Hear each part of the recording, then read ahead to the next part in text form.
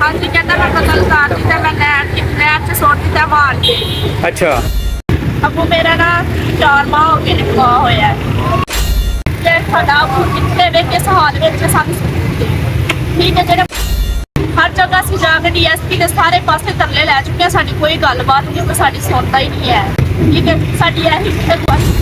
और 1 लाख दसन दे नहीं है गां बेच के ते फिर वो घरों निकले ने और भैने भैना है वा साडा भाई नहीं है कि है साडे वाल साहब ਇਹ ਉੱਥੇ ਮਕਾਮੀ ਨੇ ਜਾਂ ਬਾਹਰ ਦੇ ਨੇ? अबू मेरा ना 4 माह हो गए निकाह होया